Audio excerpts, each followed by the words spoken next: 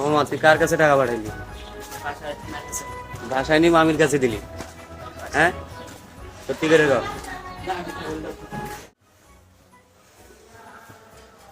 Guys আজান দিয়ে দিচ্ছে, আজকে ফ্রাইডে জুমার দিন। তো এখন নামাজের জন্য প্রস্তুতি নিতে হবে, গোসল করে রেডি হয়ে যাবো। তো দুজনেই রেডি। টুপি কই? ওই যে টুপির টেবিলে আছে। আরে টুপির ময়লা হয়েছে, নিচে আছে বলে। নিচে আছে। চালান লাইট অফ করে দে।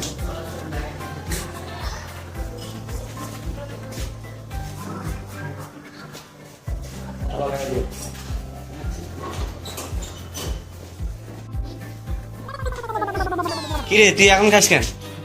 নামাজে যাবি না? হ্যাঁ এই মাথা তো কি ভাই? তুই খাইতে থাক।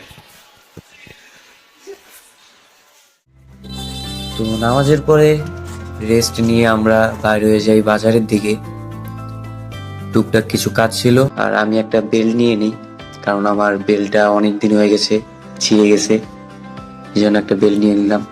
তো টুকটাক কাজ শেষ করে আমরা চলে আসছি চা খেতে। তো চা খেয়ে রওনা দিয়ে দিলাম বাসার দিকে।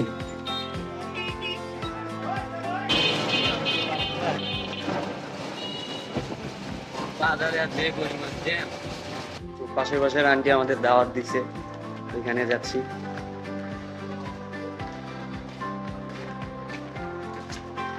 মামা কতগুলো খাবি ক? পেটে যা ধরবো তার থেকে একটু বেশি খাবো। একটু বেশি খাবি? বেশি তো আর একবারে খাওয়া যাবে না। হিসাব করে খাস।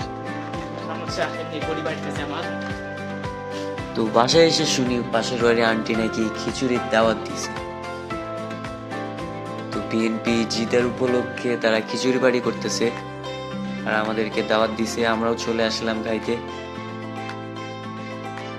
আমি কিন্তু আবার বিএনপি টিএমপি ভাই সাপোর্ট করি না। ফ্রি খাওয়া কি মিস করে বলেন?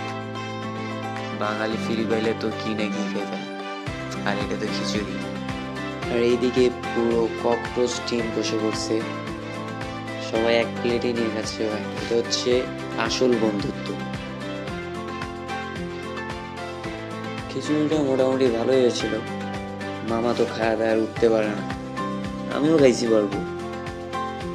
এখন কি খাওয়া দাওয়া শেষ করে বাসায় চলে গেলাম।